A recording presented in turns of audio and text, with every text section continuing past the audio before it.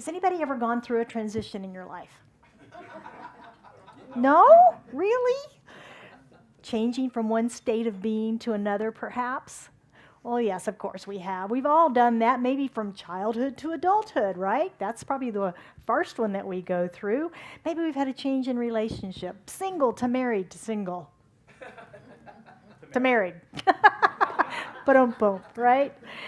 Job change, career change. These are all times of transition in our life when we kind of enter that corridor or hallway, if you will, the in-between times, and it might not feel so good, right? It might not feel so good.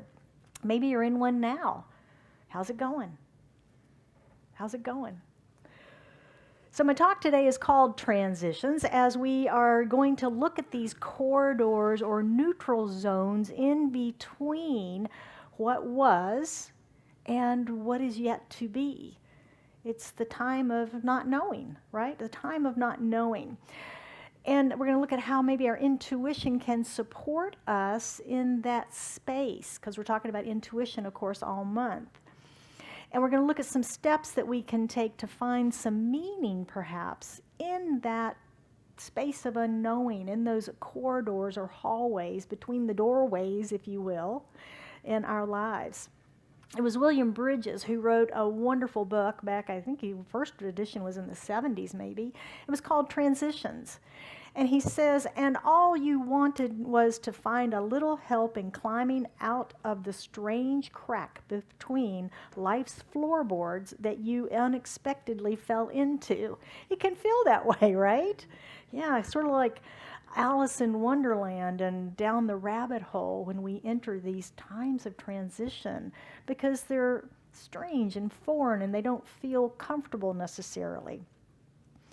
So what is this neutral zone or this corridor that we're talking about in between what was and what's on its way?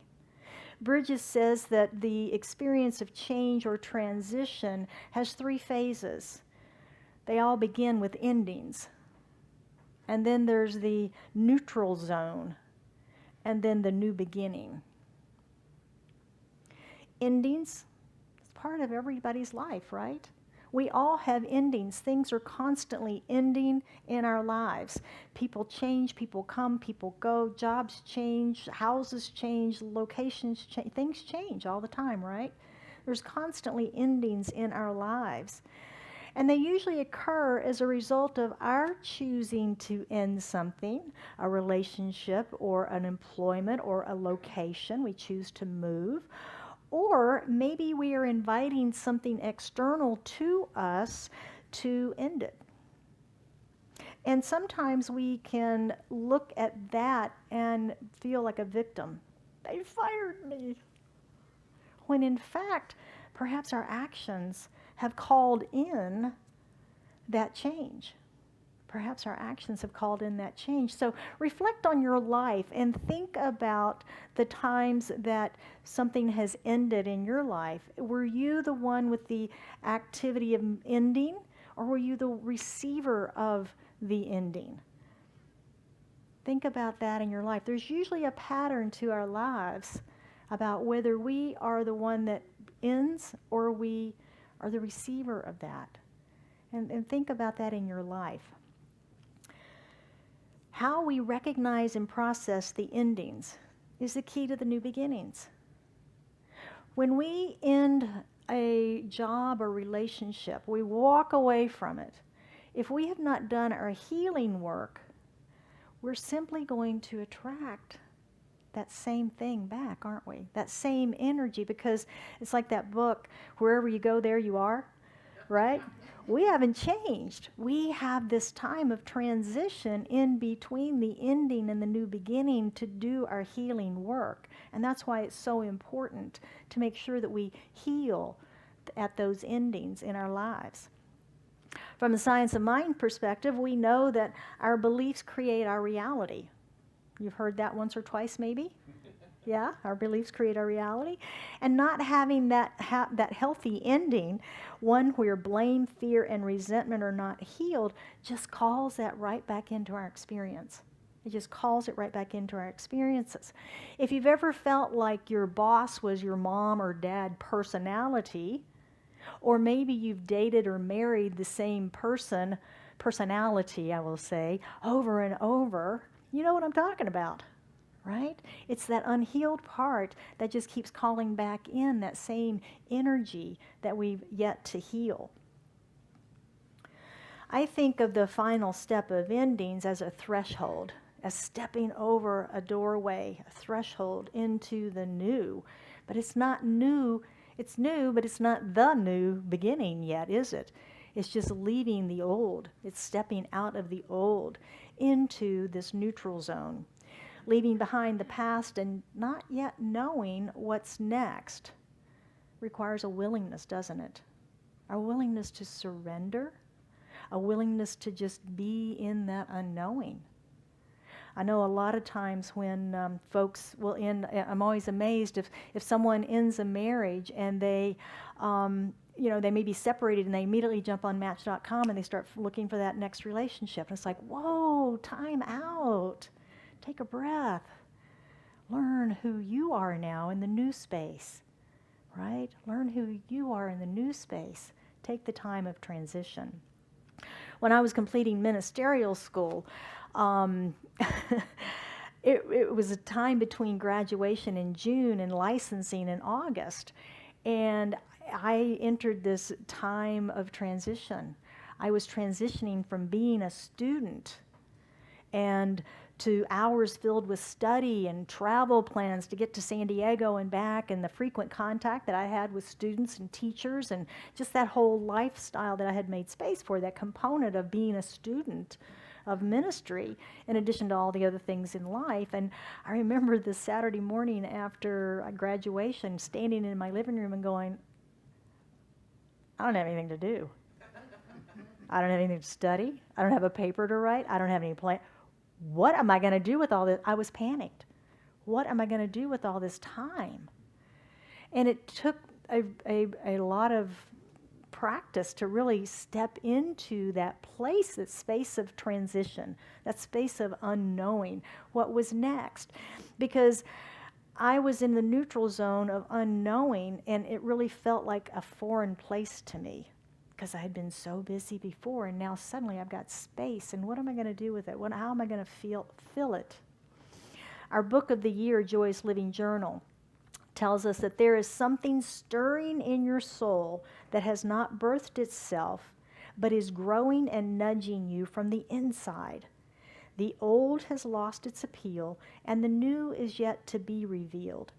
This is a positive indicator you have completed that part of your journey. And I had definitely completed that part of my journey. I had been planning for graduation. I knew how the classes felt. I had gone through graduation. I knew that was over. But I'd been so busy over there that I didn't think about this part. It's like, whoops, now what? Now what? What was next had not yet emerged in a way that I was willing to accept it. It's another piece of this process, isn't it? Is the acceptance of what's next. Ernest Holmes, the founder of Centers for Spiritual Living and the author of The Science of Mind, says that we should carefully consider whether we are willing to experience the results of our thoughts. And as you think about that, that's negatively or positively, isn't it? Am I willing to experience the results of my negative thinking, the results of my lack consciousness, the results of my judgment of others? Am I willing to experience that in my life? Am I willing to experience the good that I'm calling in? Am I ready for the relationship? Am I ready for all that money and financial wealth? Am I ready to receive the new home and all that goes with it? Am I ready and willing to experience the result of what it is that I'm calling in through my thoughts? Willingness and acceptance are the cornerstones of the creative process in our lives. Willingness and acceptance. And spending time in this neutral zone is the quiet place that we have to reflect back on what was, to find the blessings in it, to find our gratitude for it, and to let it go, right? to release it, to let it go. It's a time of release and surrender to the emptiness of that transition zone, that neutral zone. And it's a place to stop struggling to escape it, but yet to just be, to just be. This is also a good place for us to tap into our intuition, recognizing that we're always guided and guarded by Spirit, even in these dark hallways, if you will, that we transition through, that Spirit's always there. And that is accessible through this intuition that we have. So allowing Spirit to guide us and guard us through those, you might call them dark nights, you might call it a transition, a corridor, a hallway, but allowing Spirit to guide and guard us and listen. We talked last week about listening and how important that is. Being present to the releasing process. It's almost ritualistic of letting go of the job, letting go of the career. You know, maybe it's retirement, and that's a transition from working to not working, and what are we going to do with that, right? It's a transition period. And we just have to be preparing ourselves for that unknowing of what's next. How am I going to recreate me? How am I going to recreate me? They used to tell us in ministerial school that our feet were firmly planted in midair. And I always got a visual of that, just kind of hanging there going, okay, don't feel any solid ground beneath my feet, but firmly planted, right? I knew I was okay, but I just didn't have a solid footing on what was next. And that's what that transition period feels like. We feel disconnected from the people and things of the past because we've sort of let that go. And yet we're emotionally connected to the present moment and the expectancy of what's next. It's a time for reorientation, isn't it? We're realigning, reorienting ourselves. Think back to, way back, okay, some of us way back, to the transition time between either grade school and junior high or high school. If you were like me, you went from grade school to high school in our little town. Or maybe it was high school to college. That summer was a special time, wasn't it? It was a time of transition. And it was a time of not really knowing what's next, sort of knowing what's next, but not really knowing what to expect. And yet we were growing into, psychologically moving into adulthood, more independence perhaps, a new way of being as a high schooler or college person. But that summertime was a transition time, right? And we were expanding during that time of transition. Growing up, coming to terms with being independent. William Bridges tells us that it isn't the changes that do you in, it's the transitions. Change is not the same as transition. Change is situational. The new site, the new boss, the new team, the new team roles, the new policy. Transition is a psychological process people go through to come to terms with the new situation. Change is external. Transition is internal. And of course, we know that true and lasting change or growth comes from the inside out, right? Successful living from the inside out is what we teach here. So as we think about that, what are some ways that we might be able to find meaning while we're in this experience of internal transformation, transition? It's like we're the caterpillar, right? We've gone into the cocoon. We've gone over the threshold from caterpillar into the cocoon. So that's our little time of transition. We're just waiting for the emergence of the butterfly. I'm going to combine some of Bridges' ideas along with Science of Mind ideas that you're probably familiar with. First, we must accept the need for time in the neutral zone rather than fighting it. Well, again, I don't know about you in transition, but me, when I was in that time after graduation, it was very challenging to stand there that day. And it was a vivid feeling I can still feel of, emptiness. You know, it was just a spacious emptiness that I had in that moment.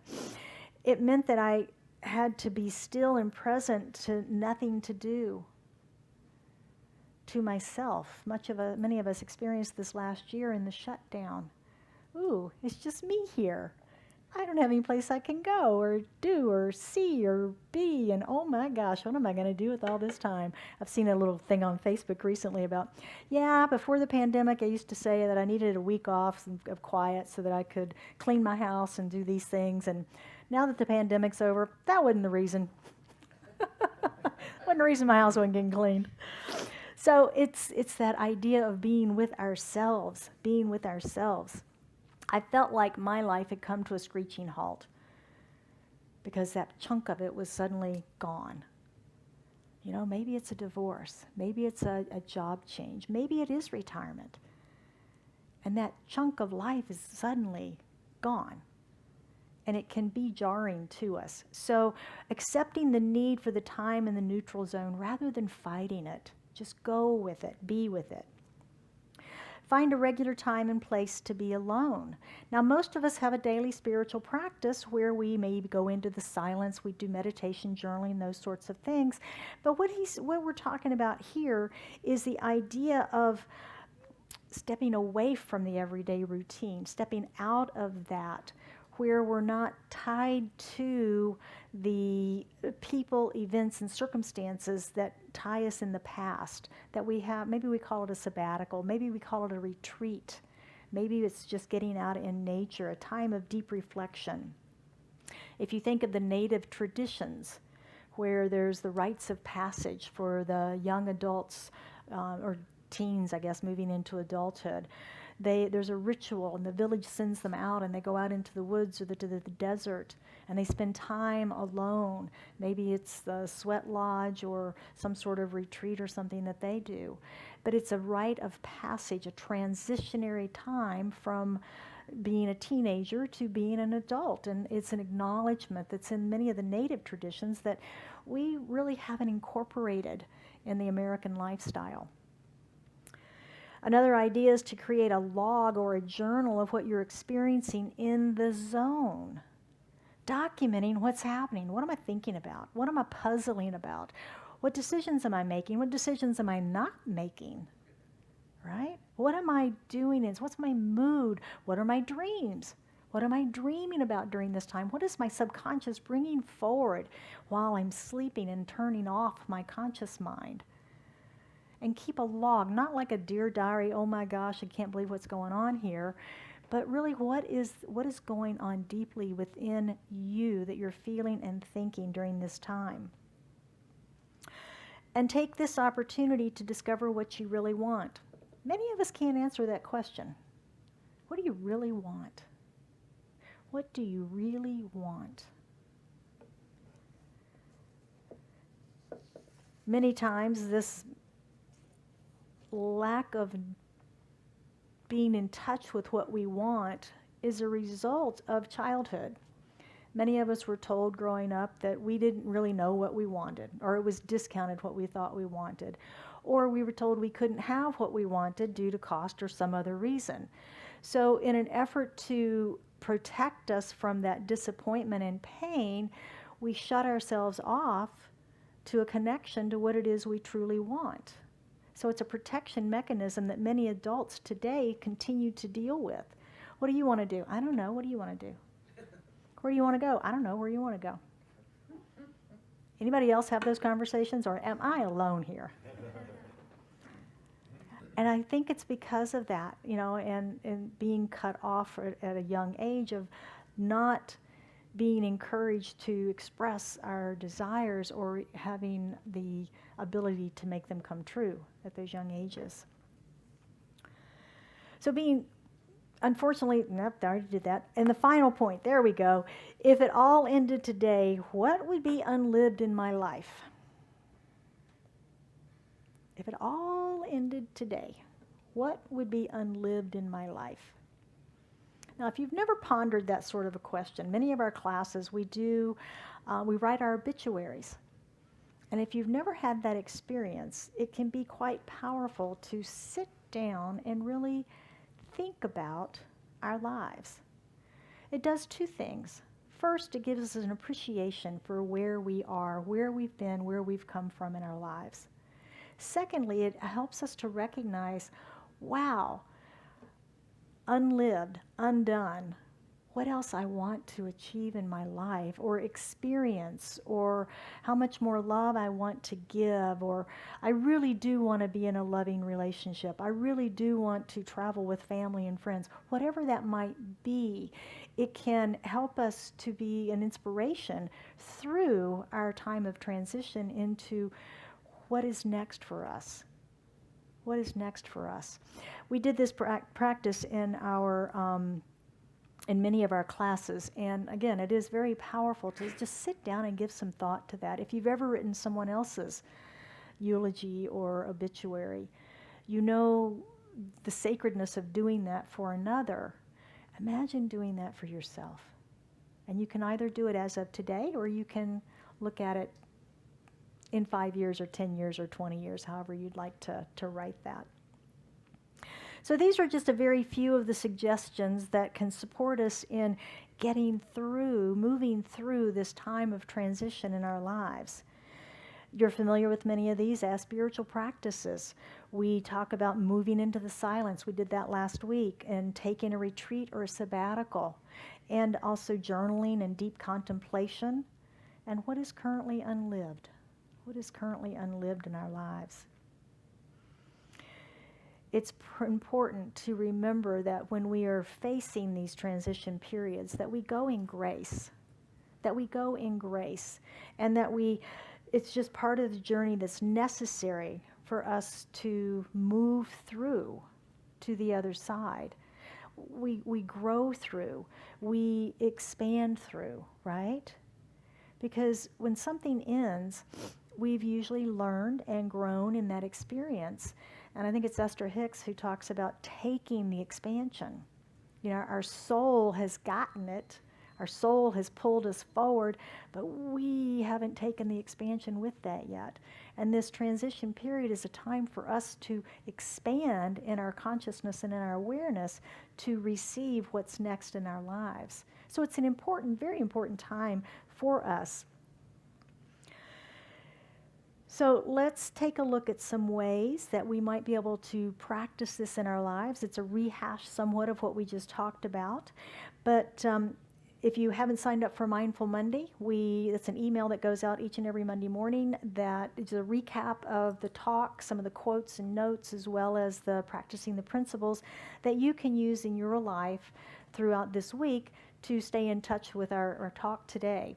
Now, I do have a question for you. Are you receiving the Mindful Monday email? I've had an email glitch lately. You've been getting them. All right, good. That's good to know. All right. I was worried. I got a bunch of non-delivery notices, and like a bunch for a long time. I'm like, uh-oh. Get it on Tuesday. You got it on Tuesday? You got it on Friday 2 weeks ago. But you got it. All right. So number one, go into the wilderness. Now, Buddha, many of the Bible stories talk about going into the wilderness to pray and to meditate. Turns out wilderness means sanctuary, going within to the sanctuary within us. Go into the wilderness, go within. And when we go into the wilderness, we go into that stillness within our own being. So this week I invite you to take a break. Spend some time away from your usual routine. Get out in nature, go to a museum, take a drive, sit in your backyard by yourself for a while. Get out of the norm, get into the wilderness so that you can just simply be with you. It plays with what we talked about last week of being in the silence, turning off the music and the meditation bells and so forth, and just being in that silence. This goes right along with that, being in this wilderness of our own inner being. Number two is Captain's Log. Anybody a Star Trek fan? Yeah, Captain's Log, Stardate, whatever. And this is that idea of keeping a log of what's going on in this time of transition. What's happening in this time that is I'm feet firmly planted in midair. What's happening? What am I thinking? What am I dreaming? What are my moods? What am I deciding? What am I not deciding? What am I afraid of? And really capture those thoughts. Those can be some of the most valuable journals that you ever have that you can go back to the next time you face a transition and go, oh, look where I was and where I've grown, and now look. It can be very powerful as a history of our growth and expansion and who we are. Number 3 is that question of, what do you really want? What do you really want? I remember during that summer of my transition from ministerial student to minister, and I was working with one of the senior ministers, and I asked her for help in figuring out what was next for me. And she said, what do you really want? And I couldn't answer her. And so I spent weeks meditating and journaling and praying over what it was that I wanted of my ministry. What did I really want of my ministry? And that's a wonderful question to ask ourselves in our lives at any time. What do I really want? And if you can't answer that powerfully and know right now what that is, do some inner work on that. Do some journaling. Write down the question so that your eyes see it and read it back to you. What do I really want? And then just start listing things. Just start listing things. What do I really want? And be willing to accept that. Remember Ernest Holmes' quote, willing to accept the results of that desire. And that was a big thing for me in the process, because I had the vision for this center in May before graduation in June. But here I am in June, July, still going, because I wasn't willing to accept it yet. I wasn't willing to accept it. So that's a key ingredient, because once we accept it, it comes forward pretty quickly. So bear that in mind.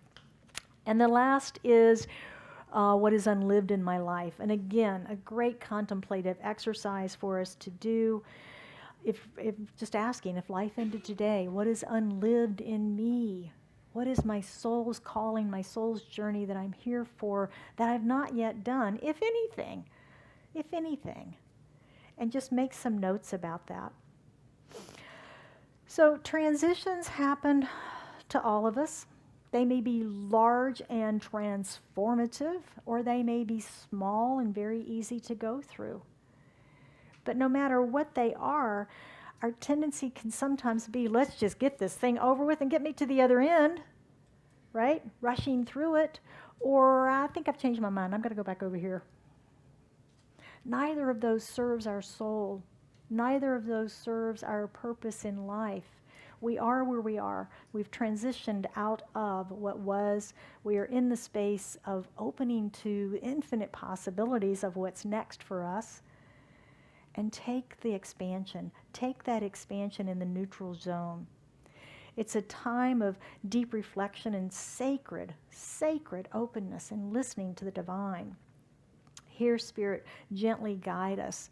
Perfect right time, perfect right place. We trust the divine order and harmony of the universe. So change is the only way, of course, that we can grow and expand. We know that. You know, we sometimes don't want to go through it, right? All things in our lives, of course, are here for a reason, a season, or a lifetime. And spending time in this transition period can help us to understand the difference. So we'll close today with a quote from our Joyous Living Journal. Keep faith during these transitional times until the new becomes your world. So it is.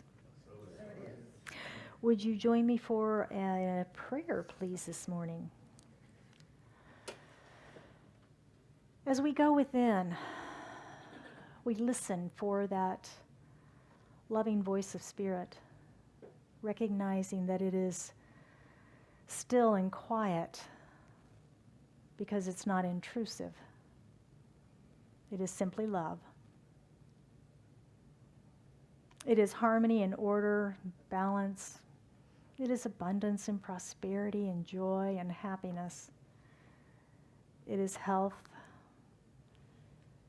And all of that is here now, present in, through, and as me, as an expression of it. For I am created of that one source and substance, that one energy, that one life, that one love that is God.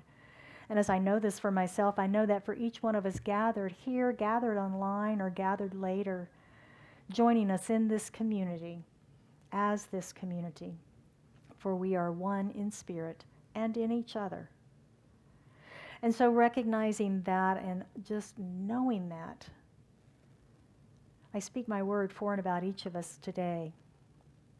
As I accept the perfect unfoldment of our lives, recognizing that whether we are in a place of transition in that corridor, that neutral zone, or whether we are in a new beginning, or whether we're facing an ending, we're just in a phase of life.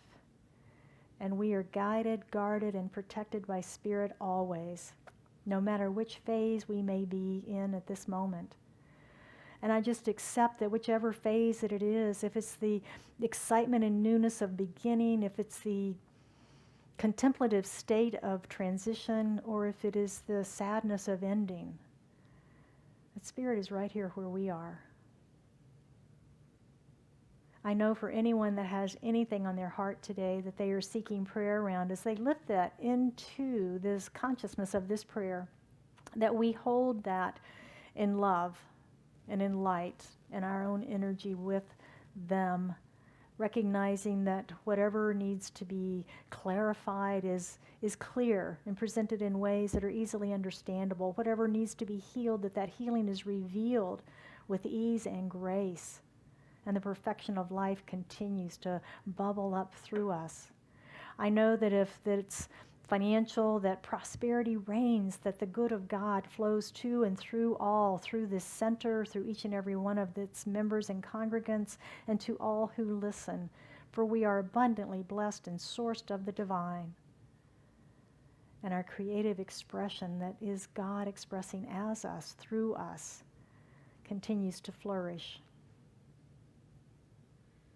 It is with a grateful heart that is filled with thanksgiving, gratitude, and joy that I release this prayer into the action of law, knowing that the word spoken is the word made manifest, and we affirm together, and so it is.